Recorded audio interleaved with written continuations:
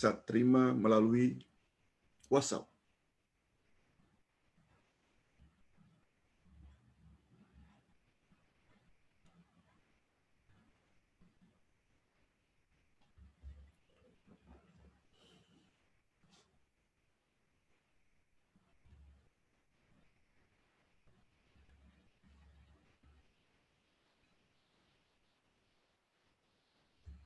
Ustaz,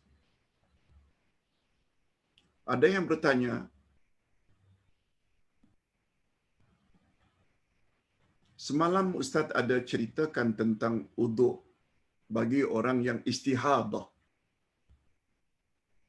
Ustaz kata itu hanya untuk satu kali salat. Orang yang istihadah, wanita yang datang darah penyakit, bukan haid, bukan nifas, atau lelaki yang tak tos, yang tak dapat dikontrol kencingnya. Ustaz ada sebut, mereka mestilah ambil uduk setelah masuk waktu. Setelah itu, pakai pampers atau tuala, salatlah. Andai kata terkencing pun, teruskan saja dan salatnya sah. Ini keringanan dari agama. Ustaz pernah sebut, wuduk tersebut untuk hanya satu salat. Nah, timbul pertanyaan. Macam mana Ustaz kalau dia ingin buat qabliyah dan ba'diyah? Kata para ulama fiqh, salat yang mengiringi salat fardu, qabliyah ke, sebelum zuhur dan sesudah zuhur, dia dianggap satu salat. InsyaAllah dibolehkan. InsyaAllah dibolehkan. Begitu juga bagi orang musafir. Andai kata dia istihadah, andai kata dia orang yang ditimpa oleh penyakit tak tos, tak dapat kontrol, dia boleh buat jamak qasar, zuhur asar dengan satu uduk. Tak perlu berasingan. Begitu pandangan para ulama fiqh. Wallahu a'lam.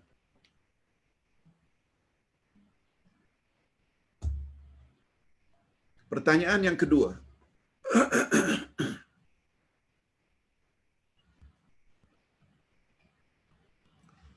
Pak Ustaz, bolehkah daging akikah dibagi secara mentah, tidak dimasak? Apakah tulangnya mesti ditanam? Kalau ada yang tak tanam sampai ke akikahnya, jawabannya, panduan datang dari Nabi SAW. Binatang yang apabila sembelih dengan tujuan korban hari raya haji, dia hendaklah daging itu diagih-agihkan secara mentah, tidak dimasak. Tetapi untuk akikah, dia hendaklah dimasak, diajak orang lain makan atau dikirim pada rumah tetangga secara masak. Begitu panduan dari Nabi SAW. Adapun tentang tulang itu tidak ada ketetapan dari Nabi, tidak ada panduan dari Nabi. Tak perlu ditanam. Orang yang mengatakan apabila tak ditanam, akikahnya tak sampai, tidak ada asasnya. Boleh dibuang sebagaimana kita membuang yang lain-lain. Tak ada kaitannya. Yang ketiga, Ustaz, apa beza antara sedekah, wakaf dan infak? Kalau tak salah tadi Ustaz ada sebut, sedekah dan infak itu hampir sama maknanya. Memberi bantuan kepada pihak tertentu. Infak ke, sedekah ke. Cuma nilainya ada yang wajib, ada yang sunat. Kalau itu zakat, hukumnya wajib.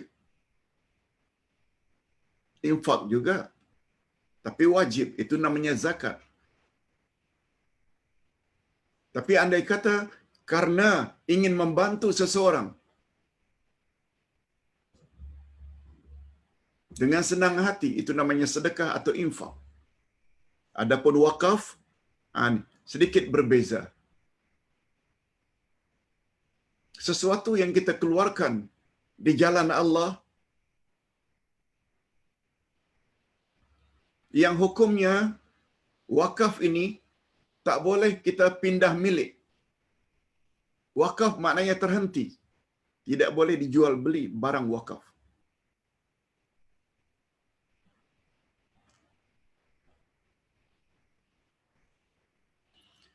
Itu sebabnya Ustaz pernah keluarkan satu poster wakaf kitab Uday untuk membantu pihak-pihak tertentu untuk disalurkan kepada orang yang memerlukannya kitab-kitab tersebut.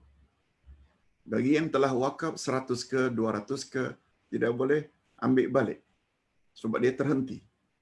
Ustaz pula bertugas untuk menyalurkannya kepada orang yang Ustaz tengok layak untuk menerimanya. Wallahu a'lam. Itu saja bezanya dengan wakaf. Seperti umpamanya wakaf tanah untuk pembinaan masjid ke rumah anak yatim. Keluarga, anak-anak, ahli waris tidak boleh menuntut untuk dijadikan atau dijual, untuk dibagi-bagi hasilnya. Nah, wakaf itu terhenti. Ada lagi pertanyaan, satu lagi. Apa hukumnya Ustaz membaca Al-Quran di atas kuburan? Hadirin dan hadirat, tidak pernah datang dari Nabi SAW. Nabi pernah ditanya oleh Aisyah radhiyallahu anha, "Ya Rasulullah, apabila saya pergi ke kuburan, apa yang patut saya baca?" Kata Nabi, beri salam, "Assalamualaikum ya ahlal kubur, minal muslimina wal muslimat, wa inna bikum insyaallah lahiqun." Beri salam, insyaallah kami akan menyusul. Itu maknanya. Hadis lain menyebut, bila kamu ziarah kubur, berdoalah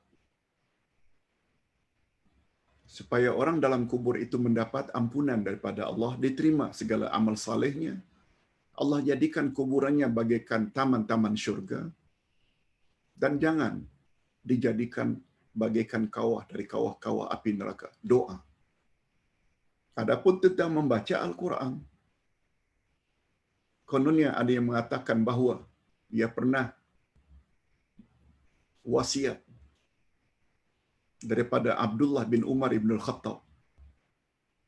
Apabila aku meninggal dunia, bacalah pada bahagian kepalaku setelah ditanam 5 ayat pertama surat Al-Baqarah. Riwayat itu dipertikaikan oleh ulama hadis. Dipertikaikan. Yang jelas dari Nabi, menurut Syekh Abdul Qadir, menurut Syekh Nasruddin Albani, pakar hadis, kita dah belajar.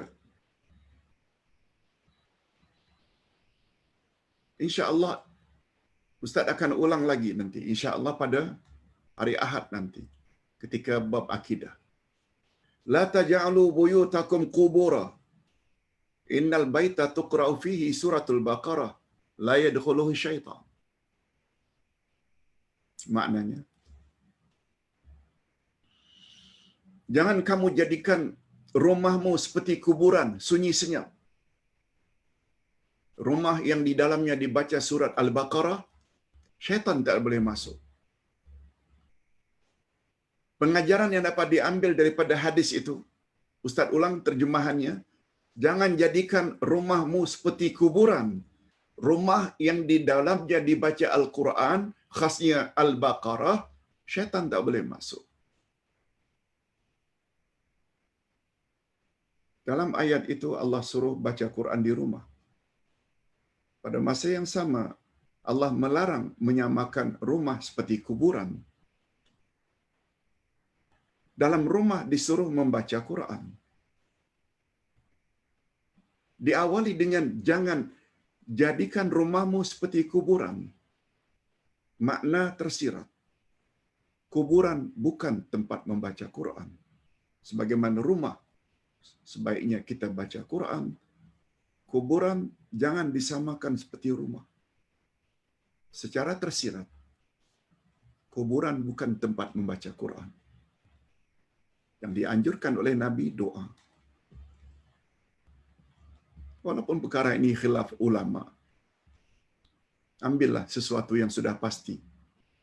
Arahan membaca Quran dari Nabi, Khulafaur Rasyidin, Abu Bakar, Umar, Utsman, Ali. Tak pernah ada riwayat yang menggalakkan supaya kita membaca Al-Quran. Na'udzubillah min dzalik. Itu penjelasan Ustaz. Okey. Masya Allah, hari ini ada 11 pertanyaan dalam Facebook. Ustaz coba jawab semampu yang boleh. Ustaz, kenapa ada orang yang bezakan letak tangan ketika sujud antara lelaki dan perempuan? Perempuan perlu letakkan lengan tangan di lantai. Perempuan perlu letakkan lengan tangannya ke lantai. Pada asalnya tidak ada perbezaan laki-laki dan perempuan.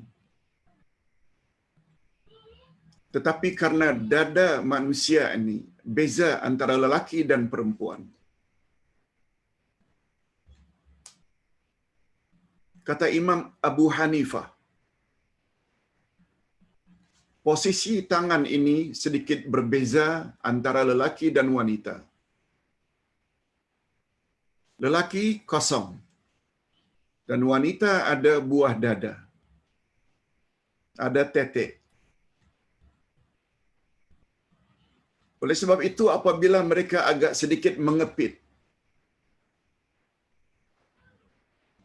kata Imam Abu Hanifah, itu wajar-wajar saja. Sedangkan laki-laki dia boleh mengembang. Adapun pertanyaan yang mengatakan perempuan digalakkan supaya meletakkan lengan itu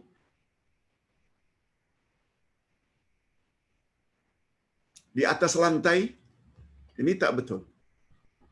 Yang itu tak boleh. Sebab Nabi SAW bersabda, jangan kamu sujud seperti duduknya anjing. Anjing bila duduk, memang ini tangannya ini rata dengan tanah. Kita bila sujud, siku ni mesti ke atas. Lengan lagilah di atas kalau siku ke atas. Tidak boleh rata dengan sejadah. Tak boleh rata dengan sejadah. Sujud hendaklah diangkat. Oleh sebab itu wanita hendaklah letakkan lengannya, tangannya rata dengan tanah, itu bercanggah dengan hadis Nabi sallallahu alaihi wasallam. Cuma laki-laki boleh agak melebar, wanita agak menguncup, karena kondisi dada lelaki dan wanita berbeza, itu dibolehkan. Sebagaimana pandangan Imam Abu Hanifah. Wallahu a'lam. Yang kedua, Ustaz, macam mana anda tahu seorang Islam beriman dan seorang Islam saja? Kata Nabi, apabila seseorang pergi ke masjid untuk salat berjamaah, setiap azan dia pergi ke masjid. Selalulah maksudnya. Kadang-kadang ketika dia tidak berada di rumah, sedang bekerja, mungkin tak nampaklah dia ke masjid. Tapi kalau ada di rumah, kedengaran azan dia ke masjid. Kata Nabi, persaksikanlah olehmu bahawa dia seorang Muslim.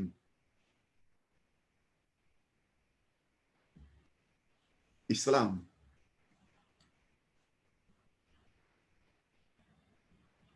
Tadi kita dah sebutkan bahawa mukmin lebih tinggi daripada Muslim. Setiap mukmin, apa makna iman? Iman maknanya keyakinan yang mantap di dalam hati, lalu dibenarkan oleh anggota. dibenarkan oleh anggota. Karena dia beriman bahwa menutup aurat di khalayak ramai itu adalah suruhan Allah. Lalu bila dia keluar rumah bergaul dengan orang ramai, lalu dia pun menutup aurat. Yes, itu namanya mukminah.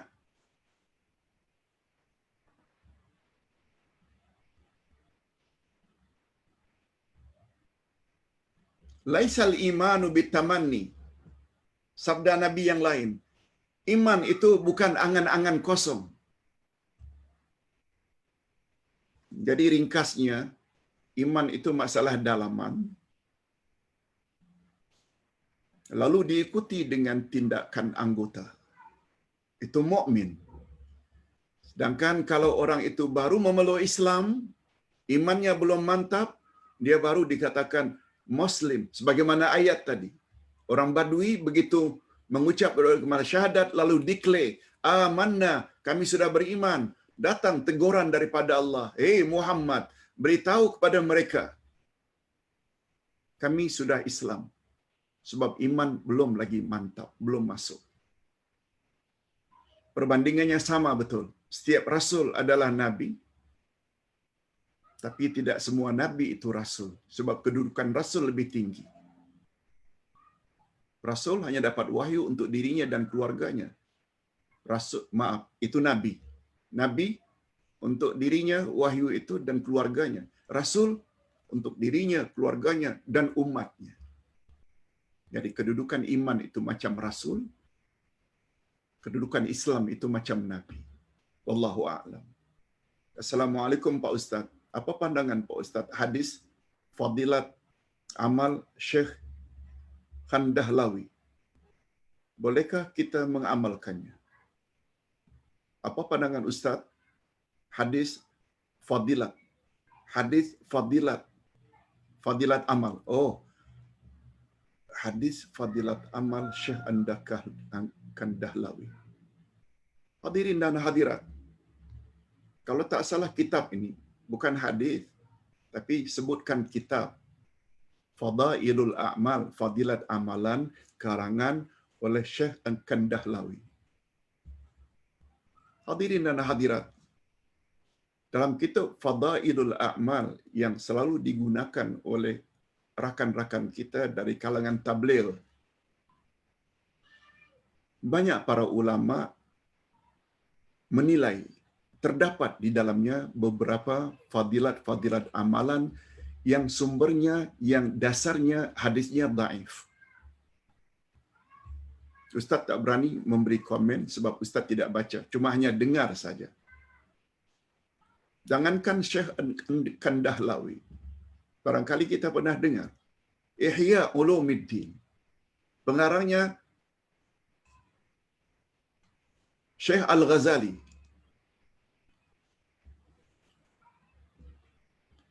Beliau mendapat gelaran sampai Hujjatul Islam, Hujjah Islam. Namun demikian, ulama hadis banyak yang mengkritik. Sungguh banyak di dalam kitab Ihya Ulumuddin, hadisnya tidak selektif. Banyak hadis yang dhaif. Itu sebabnya Ustaz dalam menjadikan rujukan, Ustaz gunakan satu kitab. Namanya Minhajul Qasidin. Minhajul Qasidin ini satu kitab yang sudah diselektif, diambil dari Ihya Ulumuddin pula, tapi semuanya yang sahih-sahih belaka. Wallahu a'lam. Jangan katakan kitab itu salah, tapi kita perlu tahu terdapat di dalam kitab Fadailul A'mal itu yang hadisnya tidak kuat. Bukan semua, tapi terdapat. Keempat, minta Ustaz ulas tentang pendapat ada juga Nabi jamak walaupun tidak ada sebab-sebabnya. Yes. Hadis sahih riwayat Imam Bukhari. Yang bunyinya Rasulullah sallallahu alaihi wasallam buat jamak Zuhur dan Asar di Madinah Empat-empat. 4 zuhur, 4 asar. Bukan karena hujan, bukan karena takut, bukan karena musafir, bukan karena sakit. Hadis sahih. Maghrib 3, Isyak 4. Buat jamak.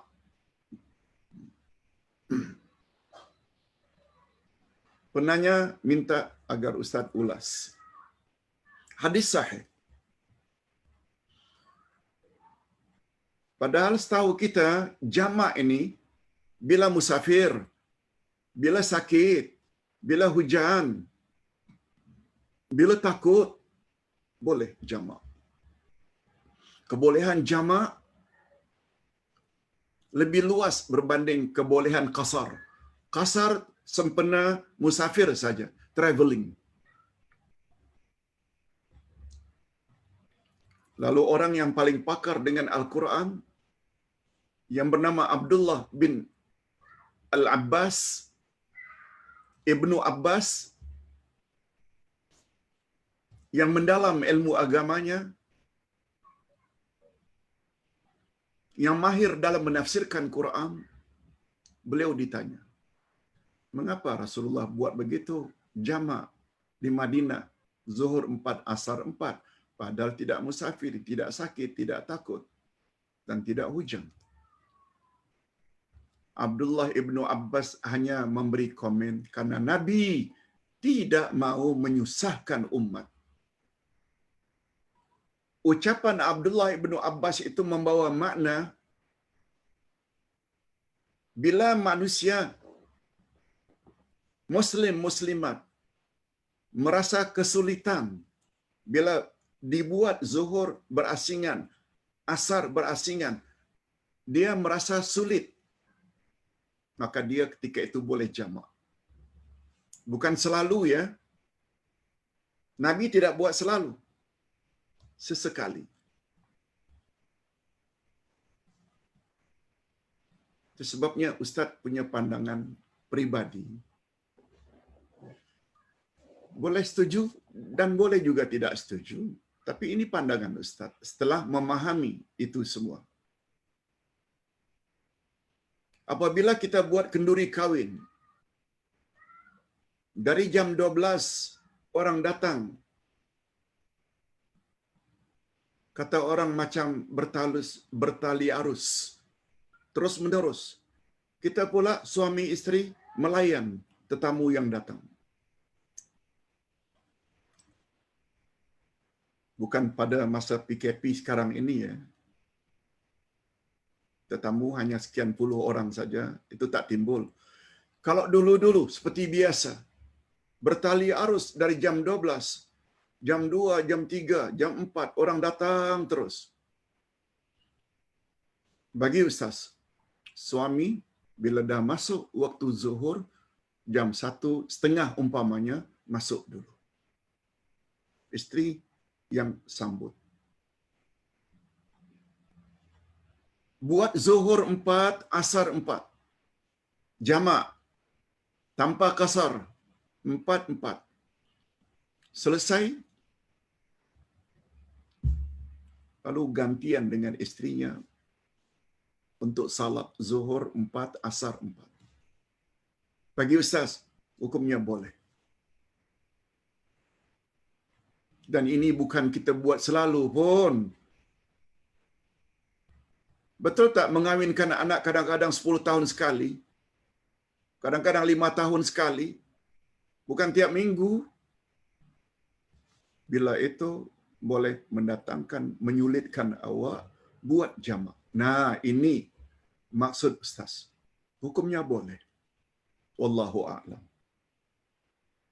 Yang keenam. Yang kelima, sabar di sini maksudnya teguh melalui kebaikan dan bersungguh-sungguh tinggalkan keburukan. Begitukah Ustaz? Yes. Ustaz ulas sekali lagi.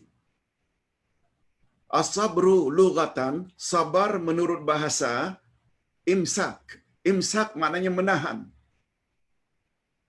Itu sebabnya dalam bahasa Arab, as-saumu yang artinya puasa, as-sabru yang artinya sabar, as-saumu puasa, saum atau siam, as-sabru sabar dari sudut bahasa lugatan sama maknanya imsak, menahan.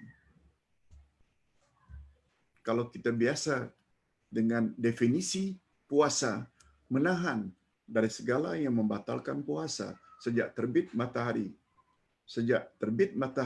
terbit fajar hingga terbenam matahari. Kan namanya menahan dari makan, minum, jima, merokok dan segala-gala yang dilarang oleh Allah. Kita tahan. Sabar juga membawa makna menahan. Kita ingin sesuatu, padahal itu dilarang oleh Allah, lalu kita tahan. Kita ingin terus tidur, padahal dah masuk waktu. Lalu kita bangun juga, kita tahan ngantuk.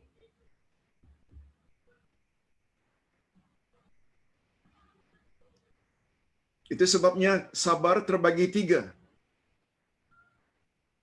Sabar terhadap dugaan Allah, ini adalah sabar yang paling rendah kualitinya.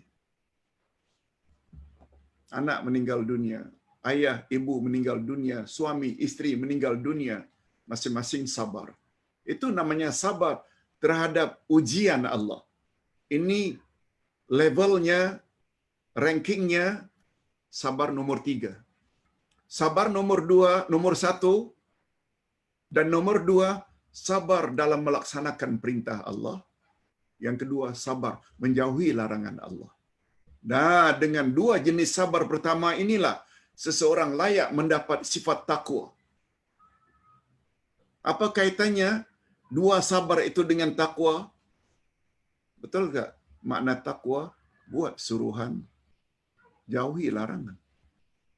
Kalau tak sabar, suruhan tak akan dibuat, larangan tidak akan dijauhi. Itu sebabnya 2 jenis sabar ini adalah sabar yang paling tinggi. Itu sebabnya Allah berfirman pada ayat 45 dari surat Al-Baqarah atau ayat 153 dari surat Al-Baqarah. Allah sebut sabar dulu baru salat. Ayat 153. Ya ayyuhalladzina amanu sabiru. Ya ayyuhalladzina amanu ista'inu bisabri wassalah. Innallaha ma'as sabirin. Orang-orang yang beriman, minta tolonglah kamu kepada Allah dengan sabar dan salat. Disebut sabar dulu baru salat. Maknanya salat tidak akan sempurna kalau orang itu tidak sabar. Sabar senantiasa mata di tempat sujud. Sabar tidak ingat perkara-perkara dunia, tapi menghadap Allah. Sabar berusaha memahami apa yang dibaca. Yes, itu makna sabar. Yang keenam, adakah pahala bersedekah pada hari Jumaat lebih banyak berbanding hari-hari lain? Syukran, Ustaz. Hadirin dan hadirat, memang hari Jumaat adalah penghulu semua hari. Tapi Ustaz tidak pernah jumpa adanya hadis bersedekah pada hari Jumaat lebih afdal. Hadis tentang sedekah ini yang lebih afdal ada. Apa kata Nabi? Afdalus sadaqah sadaqatu fi Ramadan. Sedekah yang paling afdal ialah sedekah dalam bulan Ramadan. Cuma yang datang dari Nabi, kelebihan amal saleh dalam bulan atau pada hari Jumaat, iaitu berselawat ke atas Nabi. Walaupun selawat itu setiap hari ada fadilat tersendiri, itu sebabnya kata Nabi, aksiru, perbanyakkan selawatku, selawat kepadaku pada hari Jumaat. Itu memberi isyarat, selawat pada hari Jumaat betul lebih afdal daripada hari-hari yang lain dalam seminggu, bukan sedekah. Sedekah yang datang dari Nabi yang lebih afdal adalah dalam bulan Ramadan. Wallahu a'lam. Yang kedua, pertanyaan dari orang yang sama, mengapa manusia menyesal bila hendak mati karena tidak bersedekah tetapi tidak amalan ibadat yang lain? Tadi Ustaz dah sebut. Laula akhartani ila ajalin qarib fa asaddaqa. Setelah Allah melarang orang-orang yang beriman, jangan hendaknya sampai dilalaikan oleh harta dan anak-anak kamu dari mengingati Allah.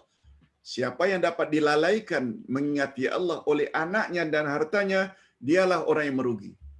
Nah, setelah memberi ingat, pada ayat berikutnya, ayat 10 Al-Munafiqun, wa anfiqu mimma razaqnakum min qabli an ya'tiya ahadukumul maut.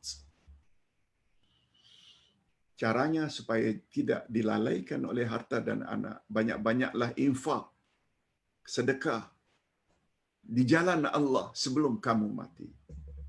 Fayaqula rabbi. Lalu jangan jadi orang yang apabila dah dekat ajal lalu berkata,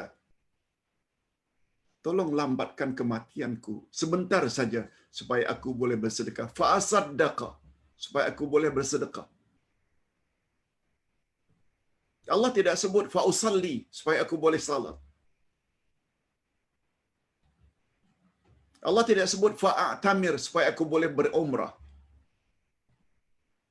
Allah tidak sebut fa'asum, supaya aku boleh berpuasa. Allah tidak sebut fa'ahuj, supaya aku boleh naik haji. Tapi fa'asaddaqa. Kata ulama tafsir, dia memberi isyarat. Sedekah sangat besar ganjarannya, mengatasi segala-galanya. Wallahu a'lam. Begitu komen daripada ulama tafsir. Hadirin dan hadirat rahimakumullah. Yang ketujuh, Assalamualaikum Pak Ustaz, jika kita bersedekah untuk kedua ibu bapa, adakah ganjaran untuk diri sendiri?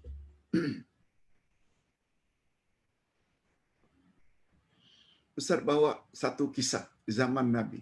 Kisah nyata. Seorang anak perempuan datang pada Nabi. Anak gadis barangkali. Atau seorang wanita. Mengadu pada Nabi. Ya Rasulullah. Ibu saya meninggal dunia. Ketika dia sedang atau menjelang kematiannya. Cuma dia tak dapat berkata-kata. Mungkin istilah kita hari ini koma. Tapi saya yakin ya Rasulullah, apabila dia dapat bercakap ketika itu, dia akan minta supaya saya bersedekah bagi pihak dia. Supaya saya bersedekah bagi pihak dia. Tapi dia tak cakap. Tapi dia tak cakap.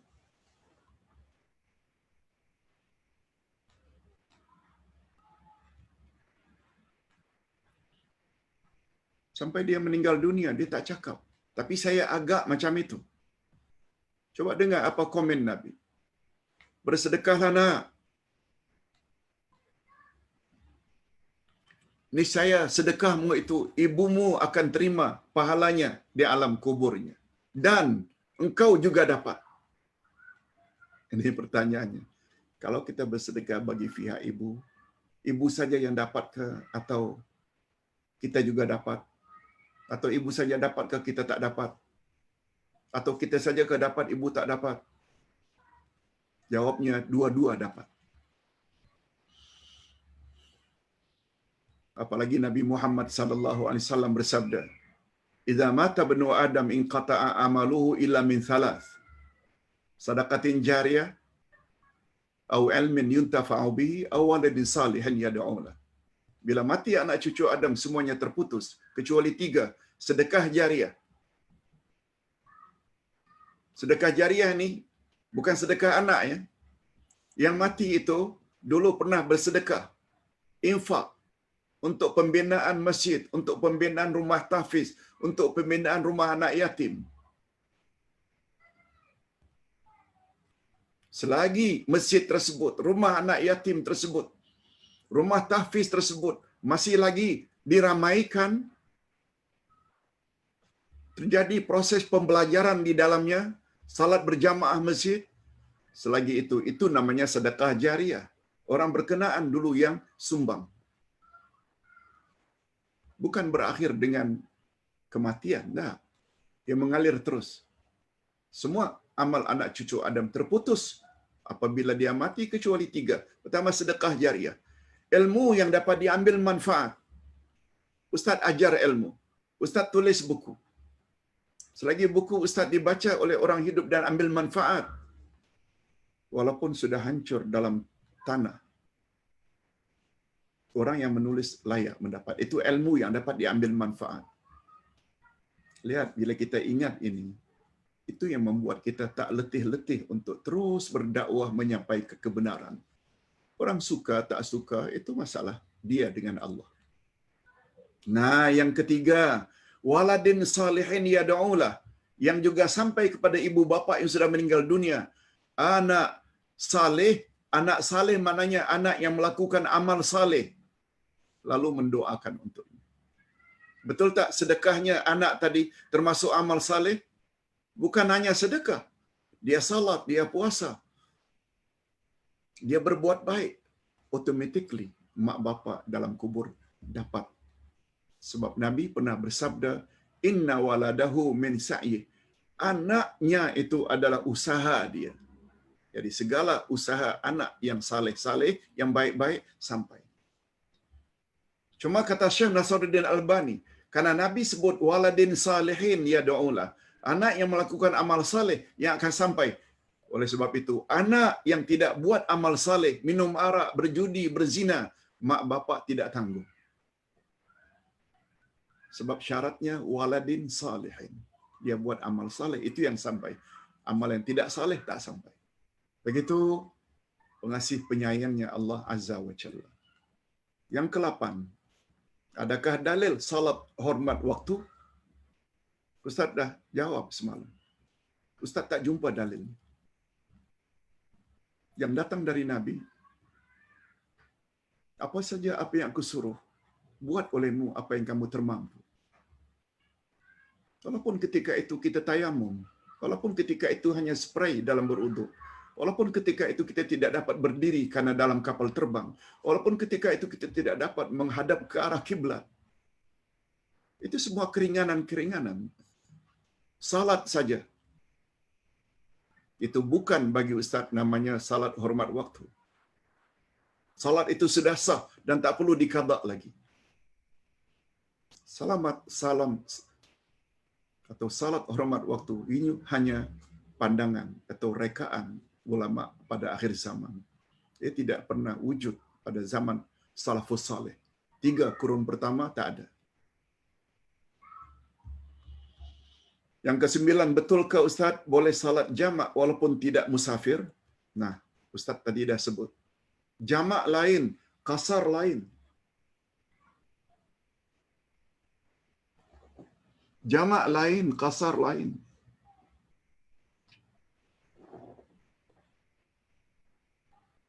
Jamak kebolehannya hanya karena traveling, musafir.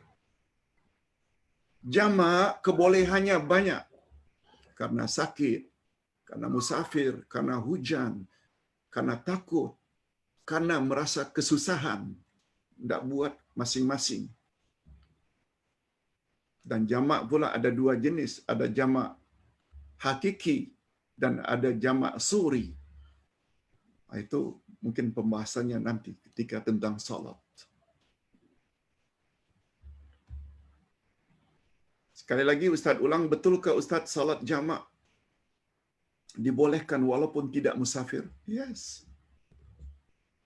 Nabi pernah lakukan.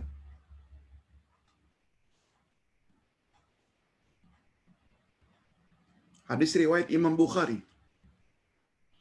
Nabi salat 4 rakaat zuhur, kemudian jamak dengan asar 4 rakaat di Madinah. Bukan karena musafir, bukan karena takut, bukan karena hujan. Clear, hadisnya sahih Bukhari Muslim. Ketika Abdullah ibn Mas'ud, ketika Abdullah ibn Abbas ditanya, mengapa Nabi berbuat demikian? Karena Nabi tidak mau menyusahkan umat. Umatnya saja yang suka menyusahkan diri. InsyaAllah dengan banyak bertambah ilmu, akan mudah Islam itu bagi kita. Oh, ada tambahan lagi. Sampai 11. Ustaz, orang yang berpenyakit tadi, boleh gunakan satu uduk? Adakah termasuk salat isyak dan tarawih? Okey. Untuk rawatib, karena dia salat yang mengiringi, menyusahkan apabila dibuat secara berasingan. Dibolehkan. Qabliyah, ba'diyah dengan zuhur dibolehkan. Atau jamak, menghimpunkan dua salat dalam satu waktu. Sempena sakit ke, sempena musafir ke, boleh. Macam mana dengan menggabungkan isyak? Yang tak boleh, Ustaz sebutkan semalam. Bila selesai salat maghrib, tak tunggu pula isyak, tak boleh. Habis, umpamanya salat asar, tunggu maghrib, atau selesai salat zuhur, tunggu dengan uduk yang sama, itu tak boleh. Tapi sekedar mengiringi dengan salat sunat qabliyah ba'diyah yang dipanggil dengan rawatib, hukumnya boleh. Atau jamak. Sama ada jamak hakiki. Nah, Ustaz jelaskan sedikit. Jamak hakiki maknanya jamak yang sebenarnya. Dua salat dilakukan pada satu waktu. Sama ada jamak takdim atau jamak takhir. Jamak suri dari kata suratun. Suratun maknanya picture. Gambaran, gambar. Gambarannya seperti jamak tapi tidak jamak. Apa contohnya, Ustaz? Asar 4:45 contoh petang. Kita buat salat zuhur 10 minit sebelum azan asar. 10 minit. Setelah kita lakukan zuhur pada waktu zuhur, walaupun 10 minit akan berakhir, selesai dalam waktunya, tak lama kemudian azan asar. Lalu kita buat asar pada awal waktu. Itu namanya jamak suri. Kita lakukan salat maghrib pada penghujungnya, kalau isyak hari ini, umpamanya jam 8.30. 8.30. Jam 8.20. Kita buat maghrib. Tak lama kemudian masuk isyak. Itu namanya jamak suri. Gambarannya macam jamak, tapi bukan jamak. Sebab dia dilakukan pada waktu masing-masing. Juga boleh. Itu namanya jamak suri. Adapun salat isyak dengan tarawih, Ustaz punya pandangan. Karena kita salat tarawih ini, apalagi sedang sakit, kita buat di rumah sajalah.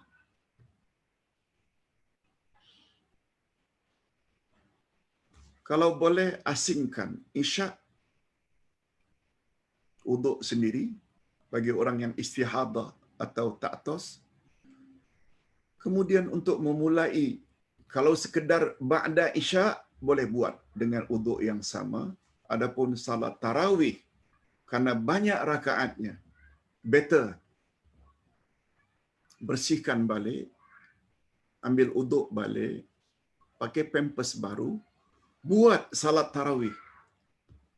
Tak buat 8 rakaat ke, dengan witir 3 rakaat, itu boleh dengan satu uduk.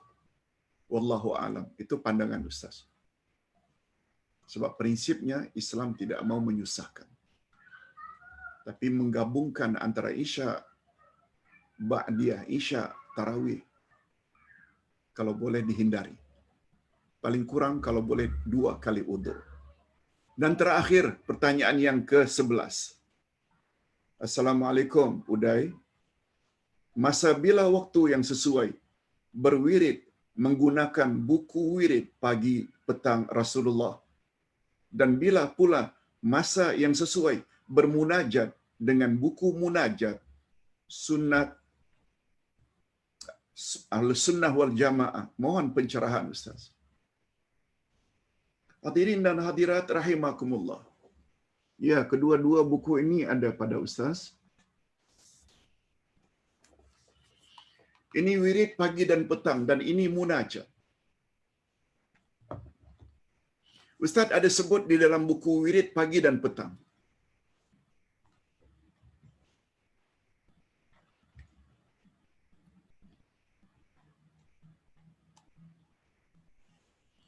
Yang dimaksudkan dengan wirid pagi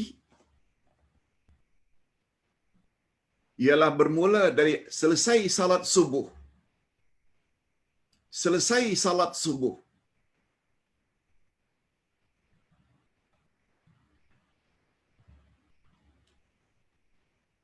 sampai sebelum zuhur.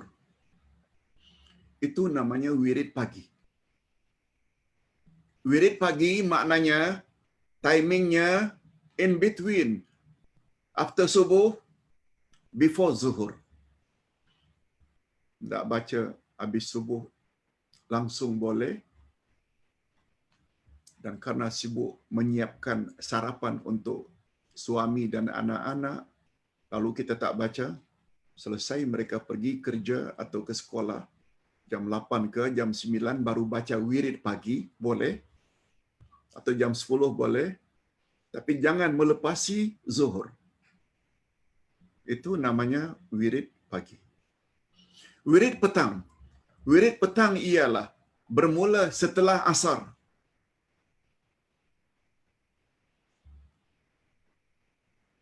Sebelum maghrib boleh, after maghrib juga boleh, masih lagi petang. Asalkan jangan melepasi isyak. Itu maksud wirid pagi dan wirid petang. Adapun munajat,